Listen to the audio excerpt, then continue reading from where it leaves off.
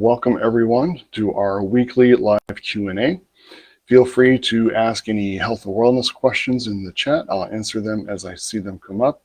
If you happen to be catching us on the replay here on Facebook or on our YouTube channel, you can still throw questions in the comments. We'll just address those in the following week's live Q&A session from there. So what I wanted to discuss, we're going into another holiday weekend. Easter is this weekend. So I wanted to review kind of the healthy eating outline so we don't have to stress out going into another holiday and what am I supposed to do to not get myself in trouble and ruin the progress that I've made already so far this year. And so the key thing to always remember is whether it's a holiday meal or a regular meal, our outline is always still the same. We're prioritizing protein first, at least one good serving of vegetables second. Then we look at, if we need more food from there, our carbohydrate, either from a fruit or as whole ingredient a starch as possible. So think like, potatoes over pasta, roots, things of that nature that haven't been completely changed from gathered in the farm to your plate, and still wanting to keep those around a cup in serving so it doesn't overload the calories for that meal.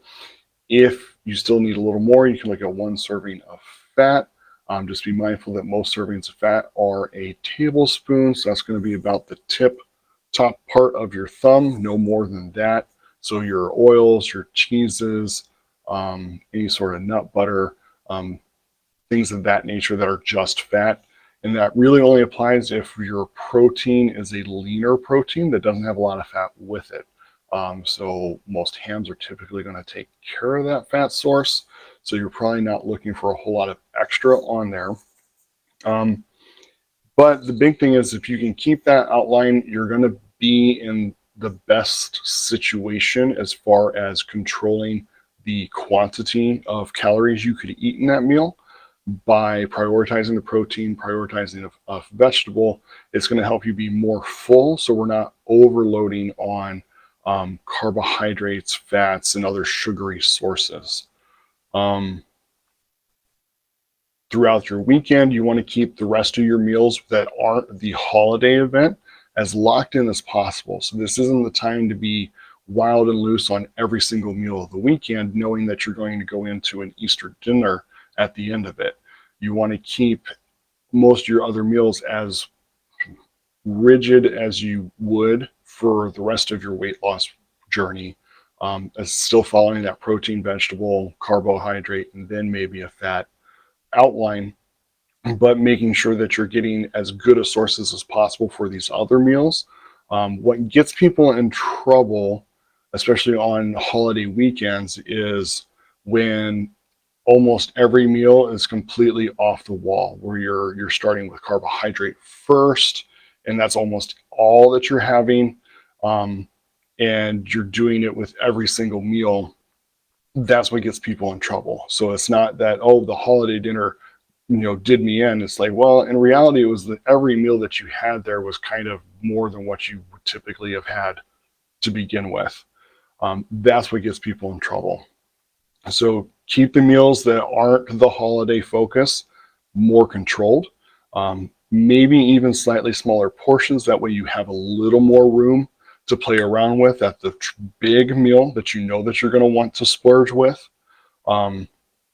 Keep your daily movement in, so we're still active, we're still expending some energy, using some of those calories up. Get your sleep, trying to reduce some of that stress aspect.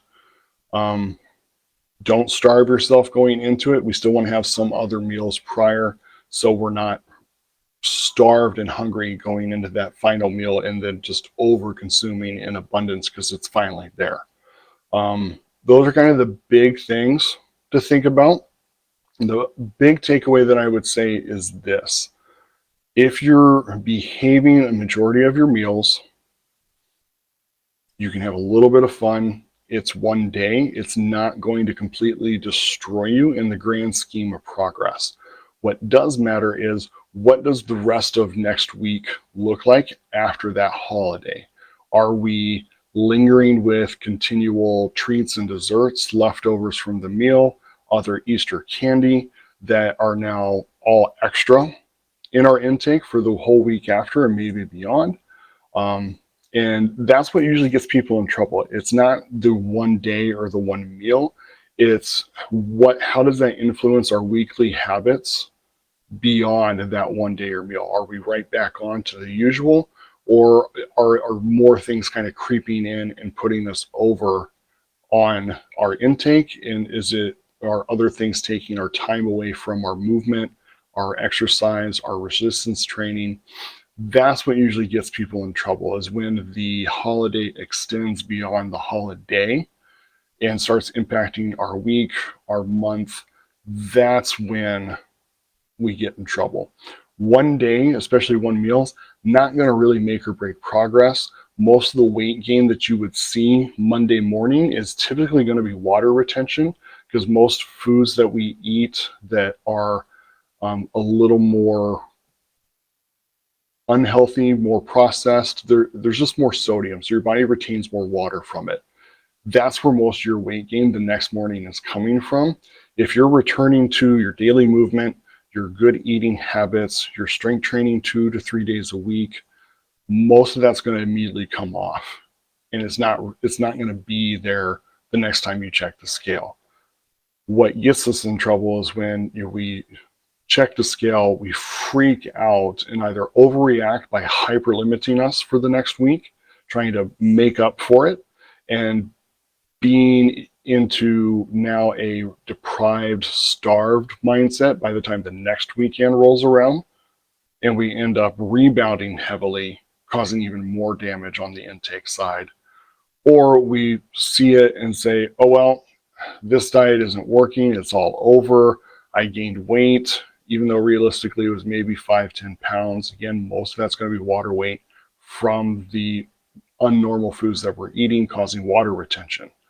But we use that as a reason to just give up, and we quit following our guidelines for food, we quit doing our daily movement, we quit doing our strength training, and we just kind of stop altogether. That's what gets us in trouble, is either overreacting by over-restricting, or overreacting in the sense that because we messed up one day, it's all over. Why should we even bother continuing? Those are two mindsets that we really don't want to be in at all in our pursuits of health and wellness. We want things to be reasonable. We want things to be sustainable for you. One day is not going to kill you. What matters is what does Monday look like in your reaction to your habits and behaviors and routines that you started before the holiday weekend. As long as we return and everything stays normal, we're good to go. Nothing's really going to impact us that much from that weekend. What happens is, if we let things creep up, or if we overreact and hyper restrict, we're going to rebound at some point in the future because of that. So don't stress yourself out. Follow your guidelines, follow your plans, keep your routines going. If for whatever reason you find yourself struggling with the mindset following the holiday weekend, reach out, let's have a talk, see what we can do to get you back in line and back on track with everything. Hope everyone has a great holiday weekend. Enjoy your Easter, and remember to stay persistent in your consistent pursuit of health.